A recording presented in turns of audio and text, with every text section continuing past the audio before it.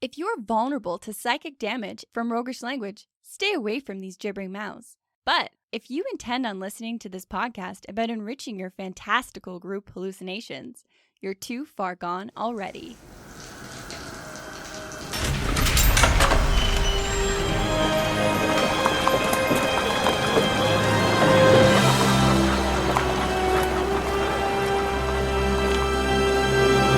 We are the brothers, both DMs and players. I'm the one who can literally sleep through rifle fire, Travis. And I'm the one that couldn't find his way to town when he was a teenager because he fell asleep in the car every day. Yeah, it's advanced. Whatever medical condition you have was advanced. I don't know if it was so much of a medical condition, so much as just staying up late every night. Every night playing video games? Yeah. That's how we did it. Welcome to the Hook and Chance podcast, granting your dwarves stilts for the tactical height advantage for incredible games. We are the Stilt Walkers. The advanced clan of dwarves that have 1 foot stilts that just get them up to that eye level area. They're made of stone. It's heavy and it slows them down. Anyways, that's what we're talking about today. We're doing dwarves, the squat, salty, and one-dimensional fantasy race. Yeah, they tend to err on the side of one-dimensionality. We took a look at the common stereotypes of dwarves, and we thought that we could dive in pretty deep to some of those details. Yeah, and I mean, we all know a general sense of dwarves, that they're drinkers and fighters, and they're hardy, and they're stout, and they're miners. They love gold and jewels, but they love their songs. There's definitely more to it. Yeah, there's lots of lore in D&D to find and explore. Yeah, I mean, between Forgotten Realms and Eberron, you can find more lore out there, but I don't know, sometimes not even that lore supports the reality of what a dwarven clan would actually behave like. And one of my biggest pet peeves with dwarves is that for some reason, they've always become axe wielders. Gimli cemented this idea that dwarves would favor double-sided axes. But tell me... Underground. An underground civilization why would they go, oh, the axe? No, they have pickaxes. They have all kinds of other cool shit that can be made into weapons. Why would they go for a tree tool? Yeah, one dwarf just came back and he's like, check this out, guys. It has 2 blades. Take a look at me when I put my foot up on this rock and hold it like this. I'm a badass. So flexing is pretty much where double-sided axes came from. Yeah. Got it. Check. Okay. So moving on. Today, this episode is all about dwarves, dwarven society, and I think whether you're a DM who wants to immerse your players in a richer dwarven world and really give it some meat, or you're a player that wants to play a dwarf and refer back to things that have a little bit more depth and detail to them, I think this episode should be handy. What are we going through today? We're going to start with Archives of the Ancients, where we're going to get into dwarven government. And then we're going to hop over to Morden's Forge, where we're going to talk about some useful tools and tables that we developed. And then we're going to wrap it up by using Temple of Inspired Hands to talk about tools that we love, and this one in particular has a very dwarven feel to it. Yeah. So let's... This is the Archives of the Ancients, where knowledge is unearthed to add wild insights to our world. Okay, so we like to dive deeper into thought experiments around how a dwarf society might actually function in a fantasy setting. One of the interesting things that I've always kind of thought was a little bit odd was the fact that dwarves always seem to be Scottish for some reason. Yeah, I think it's just a fun voice. That's what it all boils down to. Yeah, because they don't really borrow a lot of other things. I don't know. I guess some people portray them as wearing maybe kilts. Yeah, playing bagpipes. As we mentioned, little other things like axes don't really seem to be a natural weapon for dwarves. It doesn't make a ton of sense.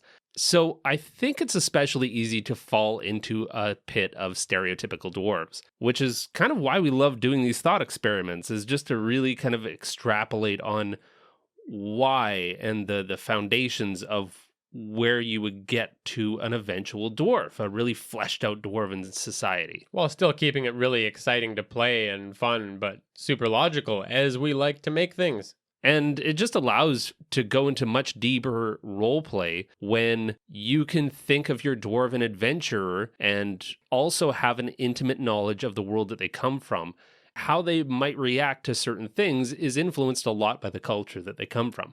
So we thought the most apt place to draw inspiration specifically from was Iceland. They're an entire country full of calm, collected, tranquil ass kickers, and they're all super tough. Yeah, that parallels so well with our thought of dwarves of being, chill, but don't mess with them because they are tough. So we'll draw some parallels between Iceland and how we can use it to inform our fictional dwarven culture for better role-playing and lore building. So we're going to go through government, societal structure, and law in this Archives of the Ancients. And I'd just like to point out that we are not historians or experts in any way, so...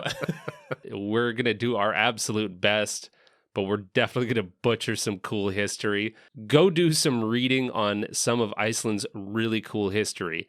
And what makes it especially cool is that they have Icelandic sagas, which are actually a written history that is blurring the lines between fact and fantasy, because in the same Icelandic saga that describes real historical events, they will also reference like trolls and giants and stuff, and it's really wild. Yeah, it's the stories that they've passed down for generations, and it's so rich and interesting. So a little bit of background on the foundation of Iceland, giving some context to this entire country of chill badasses. There's a few conflicting bits on who got there first, but most agree it was by accident.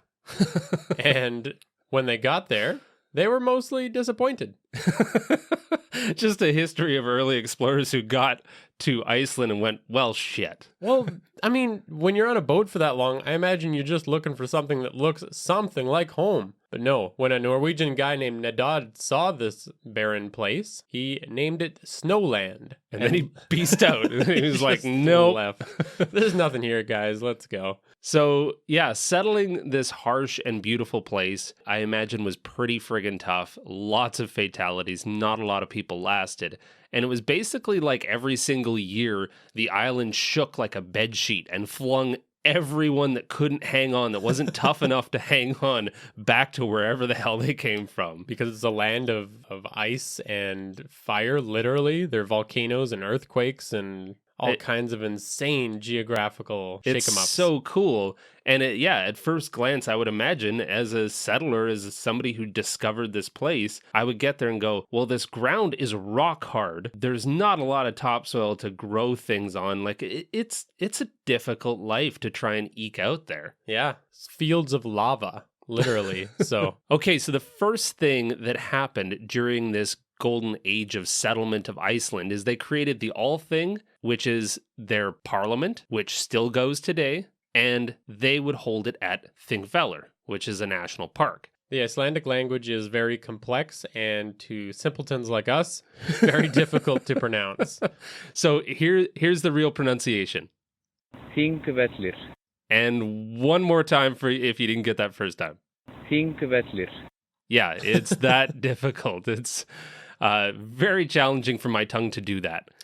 So they have the oldest surviving parliament. It was established in 930 AD, and they would hold these annual gatherings to decide on legislation, dispense justice, make decisions for the future. They'd have individual cases, they'd make new laws, they'd amend old ones. And all free people in Iceland could attend, but primarily it was the clan leaders that would show up, and they would gather at Law Rock. An epic, huge pedestal for the law speaker to stand at. And the law speaker would recite all of the current laws from start to finish and just keep going. It was his job to memorize every law. And Law Rock existed in Thingvellir, and Thingvellir's most unusual landscape is caused by tectonic plates pulling apart.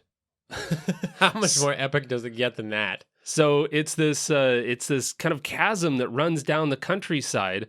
And yeah, literally, the earth is just coming apart where these folks decided this is where we're going to pass some ass-kicking laws. Heck yeah.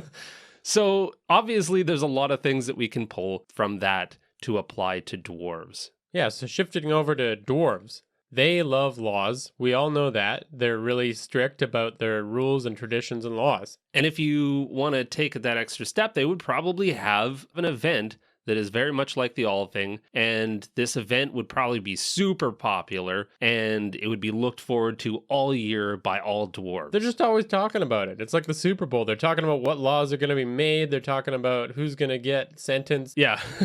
They're having pre-game parties and post-game parties and fantasy drafts. Yeah, fantasy drafts of who's going to get the axe this year. There's teenagers that are getting horny in the back and they're making out. It's a real show. And law speakers are the huge celebrities of these events, so they're super revered in a Dwarven Stronghold.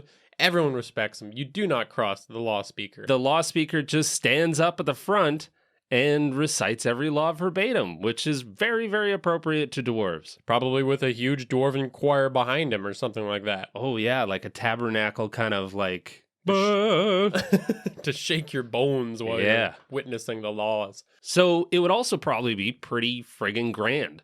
Just like Law Rock and the separation of the earth, the dwarves would probably keep a chamber that they do this in pretty natural. You know, they love carving the earth, but I think in a place like this with so much history and reverence that you probably would want to respect the raw natural power, so you could just lean into any geographic elements of a place like that. Things like massive geysers, which exist in Iceland too for timing. In Iceland, you can show up at these geysers at an exact time and you know that it's going to go off. So they could kick off the event with a big geyser. They could change topics with geysers. You could also do basalt columns for speaking platforms, which are these rock formations where it's just a column that stands straight up in the air, super angular, and they all kind of connect together at different heights. That was on the Black Sand Beach. Yeah, among many other places, but that would be an epic speaking platform for a dwarf. Oh my god, yeah.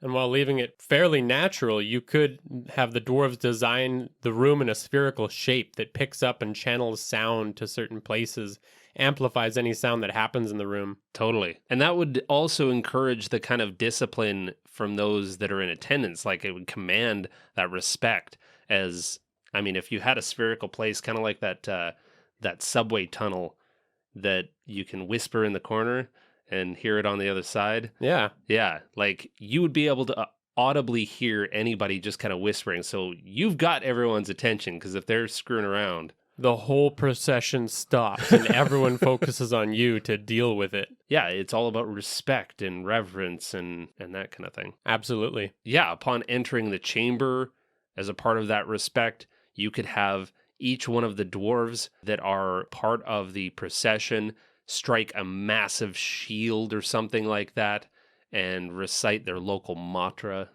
Would be a good mantra. The iron remains would serve as a reminder that when something is created well, it lasts. That's a good, good call. I think that really also would establish the mood for the entire culture of dwarves. Like, the All Thing was kind of an interesting event to show up to because it really kind of set the tone for the rest of the year. Okay, everyone, what are we going to do now? We're going to add new laws. We're going to really understand how we're all going to stay alive in Iceland. And very similarly, dwarves need to refocus their attention on what are the goals of the entire stronghold. What are we going to try to achieve? Yeah, and just keep them focused on that hardiness and pushing forward. And to revere the gods, they would probably have a Dwarven prayer at the start or Dwarven prayers throughout, just to keep everyone respectful of that too. All praise be unto Moradin. Heck yeah. And they'd probably end with a good old feast and some drinking. Mm-hmm. Dwarves gotta eat. So an interesting thought here is the next time a party is visiting a stronghold, maybe they show up on this critically important of days or weeks or months, however long this lasts. And these events could be a great setting for any dramatic story moment.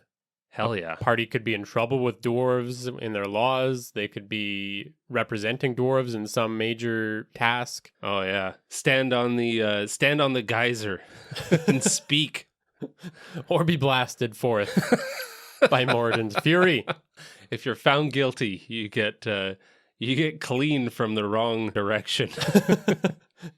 And there's probably lava there too, Yeah. because there's always lava. Cool. Well, let's move on to their societal structure. So, again, going back to Iceland, a vast majority of all pre-Iceland Nordic history and society had some serious autocratic leanings, like all king-based societies. But when Iceland was actually settled, there was kind of an outing of kings. They were just like, you know what? We don't really need kings anymore. So they did away with the structure of typically kings or jarls and chieftains underneath, and then carls, which are kind of landowners in the middle class, and then thralls. So you've got this hierarchy. Well, they kind of just removed the top part. And mostly the bottom part too. Yeah. They had 97% of Icelanders today, for example, identify as middle class. So they kind of kept that strong throughout their history. Clans were not ruled but represented by the wealthiest and most capable and charismatic of their people. So it wasn't necessarily a birthright.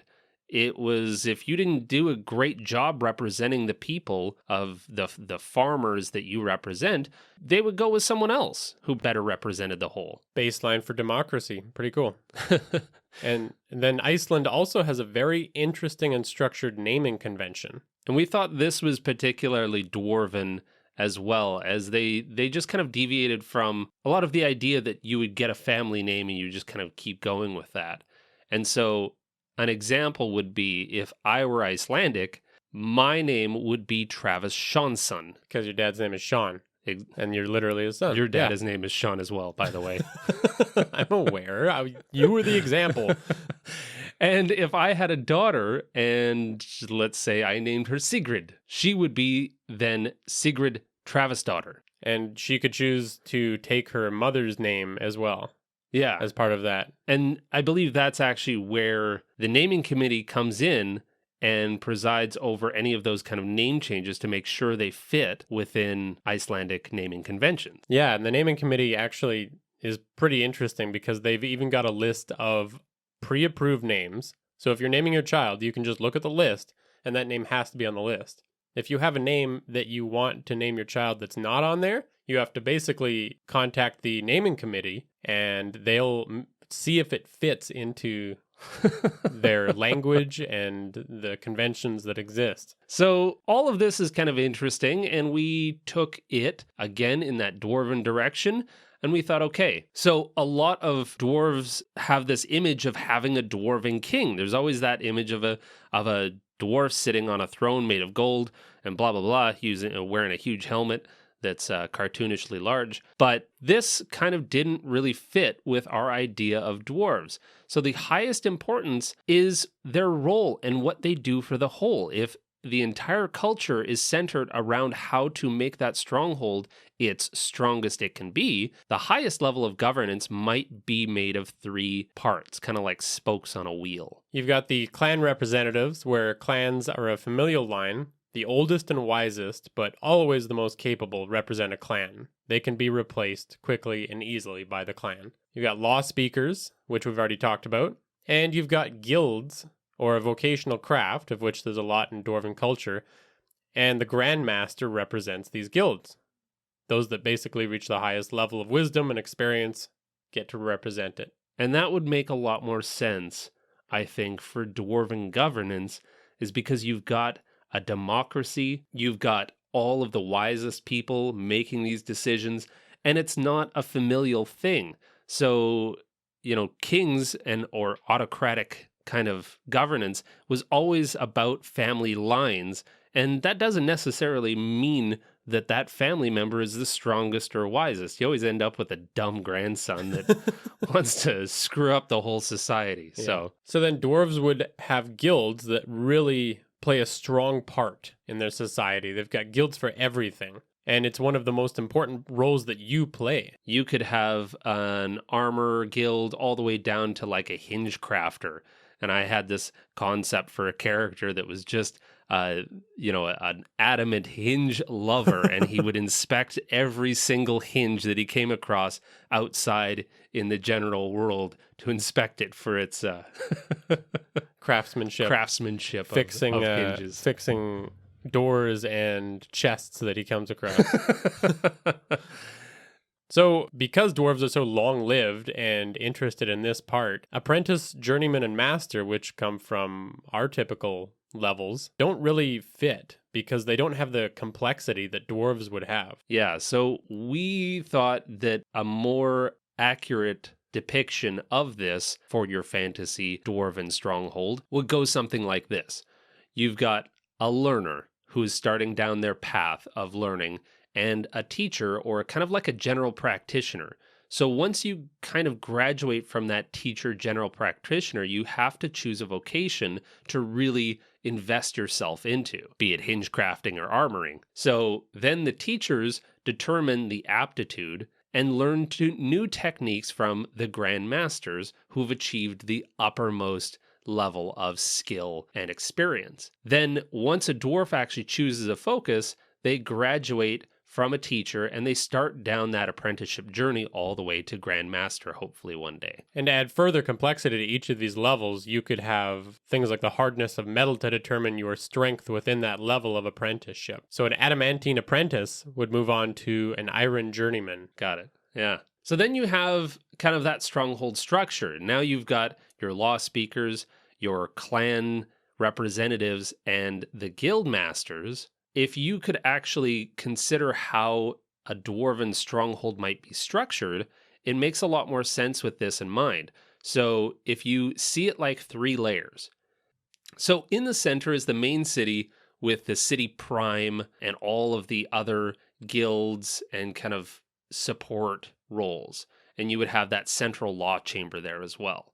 And then all of the related guilds would have a city that they contribute to. So some guilds that might be related would be like agriculture, forestry, hunting, and fishing.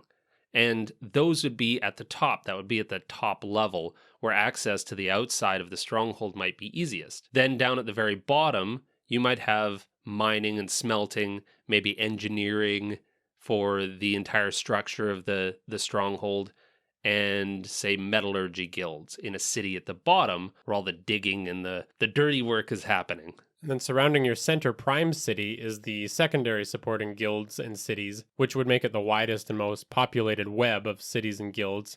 But it's things like textile and clothing, brewing and bakers, weaponsmiths, armorers, healers. Yeah, so all of those, kind of supporting roles. And you would also probably have some of those intellectual services as well, like scribes and historians and artists. Carvers. Yeah, totally. And then when you get into the dwarven naming conventions that you could use, typically you'd name your dwarf something like Tolbin Giantbeard, which is a pretty sweet name. But considering the dwarven priorities of who you are, what you do for the whole, how good you are at doing it, and who your family is, so it would be structured like your first name, your experience with a guild, and your clan name. So an example of that might be Nodgrig or Hirta as your first name. And then you would follow that with Iron Apprentice of the Miners Guild of Clan Surefoot. So you've got this regal-sounding name that in a very short period of time, other dwarves can establish really where you are and what you do, and they know a lot about you simply based on that. That'd be actually way better for me to use at gatherings. Because then it just skips all those preliminary questions. Yeah, the first 5 minutes of conversation is pretty much done with. They get to the point. I think one of the coolest elements of this is that if you are a learner, you're working towards that grand craftsmanship, that your name and your salutation actually would change over the course of your life. And so you would eventually just kind of keep morphing into a bigger and better dwarven badass. Yeah, a better version of whatever dwarf you are. And that's respect. That's all of dwarven culture in one single name. And it would be kind of funny for a dwarf to be at a social gathering and introduce themselves and then have those preliminary questions asked and be like, didn't you hear me?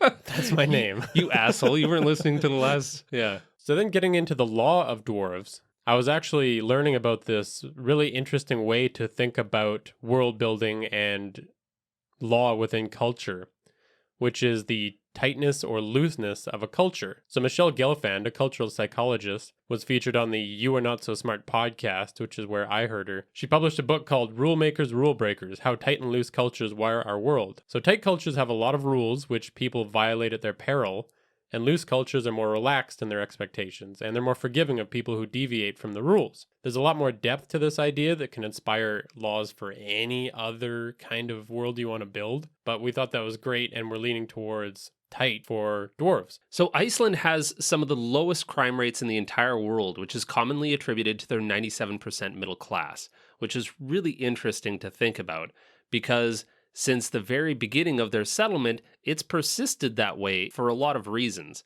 Once settled, it was divided into 4 quarters, with 9 chieftains per quarter, making decisions by majority vote pretty easy and passing judgments and laws at the Althing. The most common sentence was outlawry. So very basically, outlawry was you were banished from society. If you screwed up, you were banished, your property was confiscated, you could not be fed or sheltered by anyone, and wherever they went, they could be killed without penalty by anyone who saw them, which meant they had a really hard life. It wasn't a death sentence. But it's kind of just like, we don't care about you anymore. Yeah, you're done. You shat the bed too many times. Yeah. You're gone. And then lesser outlawry is just where the guilty party was banished for a certain amount of years.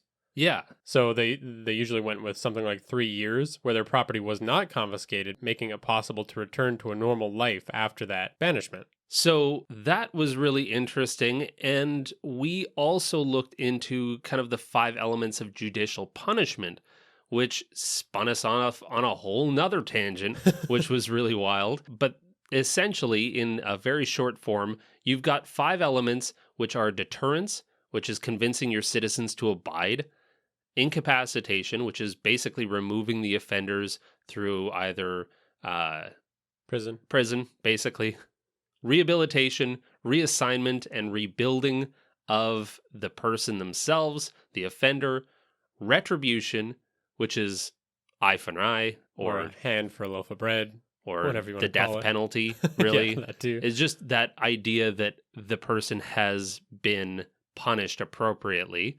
And then the final one is actually restoration. So making amends to the person that you have wronged. And this got us thinking about dwarven justice.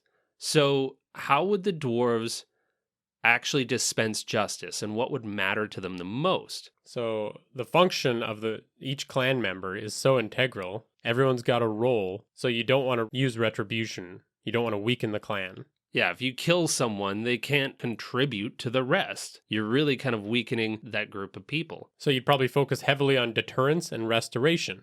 You get bumped down to a subclass or stripped of your name until you earned it back. Deterrence being, that idea of having a tight culture in general is my thought behind that would be dwarves probably wouldn't have a lot of laws that are don't do this.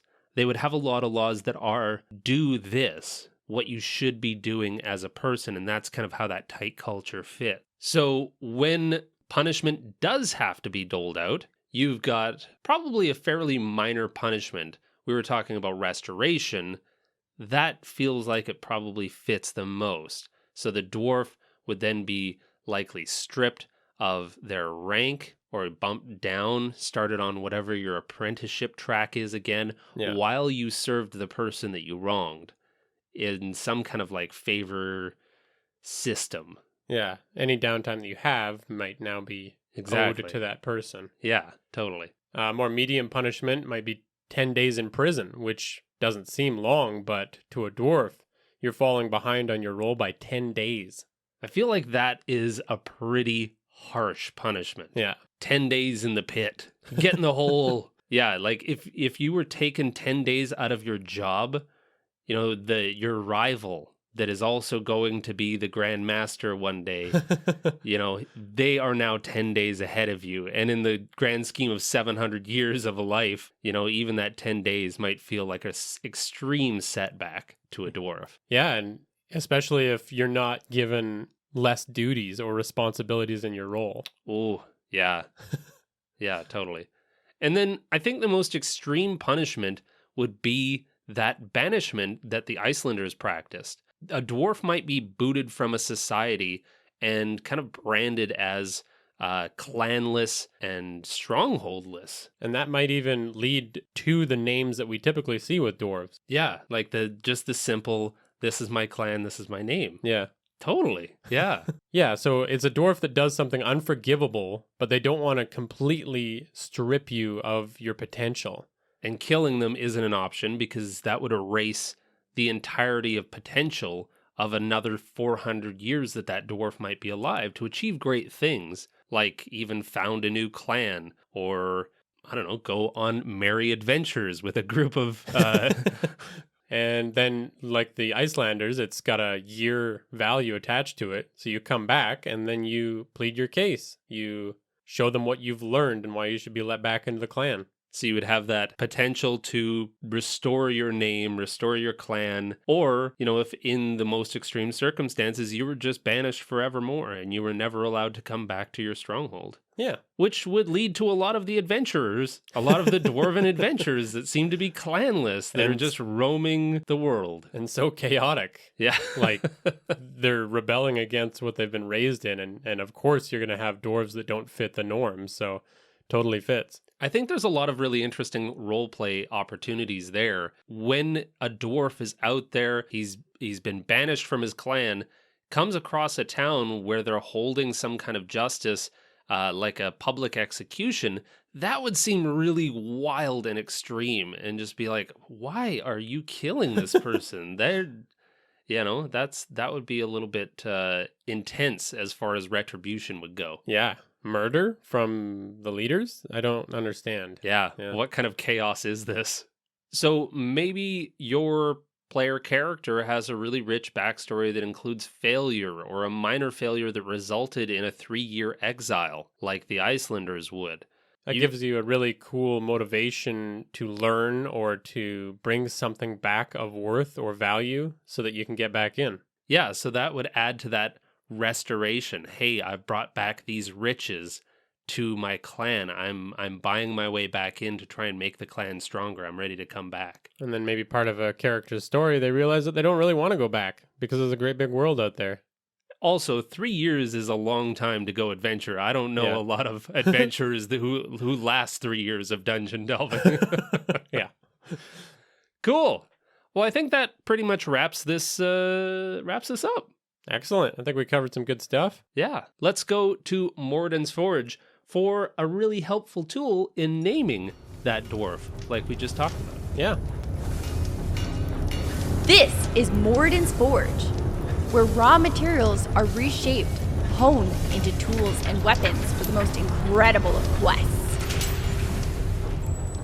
So in this segment, Morden's Forge, we are fleshing out some of those ideas we came out with in some tables. Yeah, so we wanted to build something that could be useful in a game to try to figure out some dwarven naming schemes.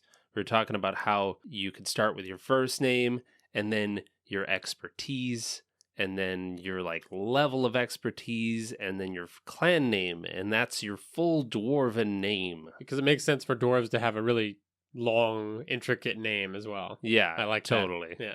So in doing so, we came up with these different experience levels, but then they didn't feel quite right because they didn't have that dwarven feel. Yeah. Because they didn't have a dwarven language. When you're just saying journeyman, that doesn't really feel dwarven. Yeah, it doesn't feel deeply dwarven. And one of the coolest resources really was how in-depth Tolkien wrote about certain languages. Tolkien just added so much richness and depth to all of the languages that he made, but Dwarven wasn't complete. It wasn't certainly as complete as, say, Elvish. And we came across, and I'd never seen this before, it was absolutely, my jaw hit my desk with a loud, audible thunk. It's only when you go on these real deep dives into something specific. Oh my God. So we came across the Dwarven Scholar. If you check out this website, it's incredibly cool. It's called the Dwarven Scholar. Basically, this guy named Roy, aka the Dwarven Scholar, who also has a Patreon and does intense work, has taken all that Tolkien Dwarvish that was actually written by Tolkien and created an insane body of work that is a 1,300-page dictionary and lists of over 1,000 Dwarven names. Like, it just goes on and on and on. He completed the language. He Yeah. turned it into a fully realized language. Yeah. And really drew from the same places that Tolkien got inspiration for his Dwarven language. So, there's basically a table. You can use this table to start developing your own Dwarven names. So we actually borrowed a list of clan names from the subreddit RD100 to flesh out our list of clan names, and then we borrowed a lot of words from the Dwaro Scholar to kind of get the rest of our names and our levels kind of translated. So let's talk Test about it out. Yeah, let's try one of these names out. So, using these lists, we came up with the name Onin Ubhar Kidim Surefoot. Sounds suitably dwarven. I dig it. And Surefoot probably has a dwarven translation as well, but for the outside travels that Onin does, he uses Surefoot. Yeah, so you could go by Onin Surefoot, but if you're talking to another dwarf, then you would go by your full name. Anyway, yeah, so we'll have that completed and put on our Patreon for you to use when you're coming up with some names, if you like. Yeah, use that table. All right. On to the Temple of Inspired Hands. This is the Temple of Inspired Hands, where amazing products and revolutionary ideas are brought to light. All right, so this segment isn't about paid advertisements, as we have none so far. We are not making money from talking. But we wanted to focus on a really cool product that Die Hard Dice puts out. We have personally ordered from Die Hard Dice. Our friends and players in some of our games have ordered them. And we felt it was pretty appropriate for this episode because they have super sexy metal dice. And they all feel like super weighty and hefty and satisfying to roll, and they fit with that dwarven theme. Absolutely. They even have a extra hefty one, Dire D20 size, they call it. They have both traditional and plastic and metal dice, but specifically their metal ones are a thing of beauty. Yeah, and $30 to $50 will get you a set, and you can buy additional ones in case you're a rogue that constantly has to borrow D6s every time you attempt to land a sneak attack. So they have one set specifically called their Forge dice. They come in gold, copper, steel, and silver. They have beveled edges and they look gnarly. You could do some damage with those suckers. Oh, yeah. And they also have a series called Ancient Finishes that looks about as old as your dwarf character is. Old and grizzled and tarnished. So if you really want to get into the feel of a dwarf, get some of these dice. And if you do buy metal dice, don't forget rolling trays, because these will fuck up your table. Don't play on glass. Yeah. Your glass coffee table is I dead. don't know who is, but bad idea either way. So it was created by a husband and wife team, this company. And the husband was an old school tabletop gamer that found a set of metal dice, and it reminded him of everything he loved about tabletop gaming. And that's what the initial inspiration was. That's cool. Yeah, now they LARP with their kids, they play tabletop campaigns and board games. They're just right back into that whole nerdy life. That always seems to be the way it goes. You leave it for a while and then it just comes back like a good rash. And now they're working on it in their spare time after their kids go to bed, but they want to turn it into something huge. So chances are you may have already heard of Die Hard Dice. We just wanted to spotlight them a little bit. In the event you aren't aware of the awesome job that Die Hard Dice has been doing in the D&D world, they are known for ridiculously killer service. Like, they go all out, and we can personally attest to that, including dropping bonus gift dice every once in a while. I don't know if that's common practice, but I think 3 for 3 in our world has been a pretty solid track record of just sending fast, super great dice, super high quality. Yeah, they really care. They do like handwritten notes, and they do Yeah, it's fantastic work that they've been doing. tons of good reviews. So thank you very much to Die Hard Dice. And I think that about wraps it up for today. Yeah. Hopefully your minds are swirling with dwarven goodies. Fat and full and juicy and jiggling. And whatever comes out of your brain, go ahead and send it back to us. Yeah, we would love to hear from you. Follow us at Hook and Chance on Twitter, Facebook, Instagram, Discord, Reddit. Thanks to Tabletop Audio for all of the sound effects you've heard. Thanks for listening and play great games. Or perish. You're a real weirdo, you know that?